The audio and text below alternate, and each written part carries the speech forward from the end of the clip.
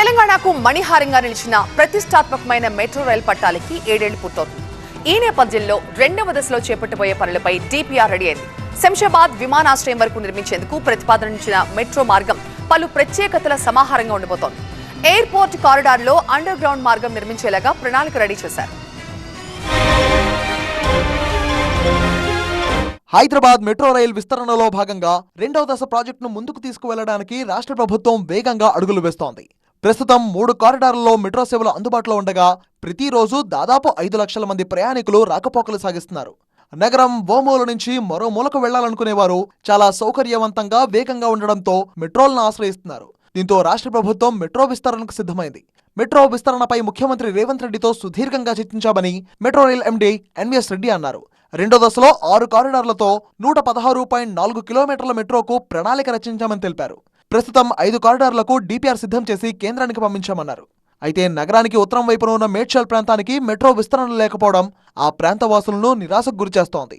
ఇప్పుడు ఆ ప్రాంతం నుంచి మెట్రో కావాలి అనే డిమాండ్ తాజాగా తెరపైకి వచ్చింది. 5 కొత్త కారిడార్ల విషయానికి వస్తే Nagole Shamshabad airport, Rayadurgam Kokapet, MGBS Chandrayangutta, Miyapur Patancheru, LB Nagar, Hayat Nagar ఉన్నాయి. మియాపూర్ నుంచి పటాన్ చెరు వరకు అవకాశం ఉన్న చోట డబుల్ డెక్కర్ నిర్మిస్తారు. చంద్రయాన్గుట్ట జంక్షన్ వల్ల పాత బస్తీ మరింత అభివృద్ధి చెందనుంది. ఇక నాగోల్ నుంచి ఎయిర్పోర్ట్ వరకు 24 స్టేషన్లు నిర్మించాలనుకున్నారు. అయితే 4 స్టేషన్లను తగ్గించి 20 స్టేషన్లు నిర్మించే ఆలోచనలో ఉన్నారు. ఎయిర్పోర్ట్ సమీపంలో 1.06 కిలోమీటర్ల మేర అండర్ గ్రౌండ్ మార్గం నిర్మించనున్నారు. ఇక రెండో దశ మెట్రోను కేంద్ర రాష్ట్ర ప్రభుత్వాలు నిర్మిస్తున్నాయన్నారు metro rail MD NVS Reddy. పాత బస్తీలో 1100 ఆస్తులు సేకరించాలని, భూసేకరణకే పెద్ద ఎత్తున నిధులు ఖర్చవుతుందని అన్నారు. ఇక రెండో దశలో ప్రతి కిలోమీటర్కు 318 కోట్ల రూపాయలు ఖర్చవుతుందన్నారు. మెట్రో స్టేషన్ల పేర్ల విషయంలో కూడా ప్రజాభిప్రాయాలను పరిగణలోకి తీసుకుంటామన్నారు. అలాగే మెట్రో విస్తరణలో మతపరమైన ఏ నిర్మాణాలు కూల్చకుండా తగు జాగ్రత్తలు తీసుకుంటామని తెలిపారు ఎన్వీఎస్ రెడ్డి.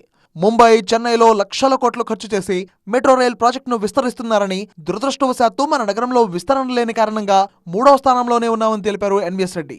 ఈ ప్రాజెక్ట్ పూర్తయితే 3వ అతిపెద్ద మెట్రో నెట్వర్క్ గా హైదరాబాద్ మెట్రో నెట్వర్క్ అవతరిస్తుందని వెల్లడించారు. మొత్తంగా రెండో దశలో నిర్మించేందుకు ప్రతిపాదించిన మెట్రో మార్గం పలు ప్రత్యేకతల సమాహారంగా ఉండబోతోంది.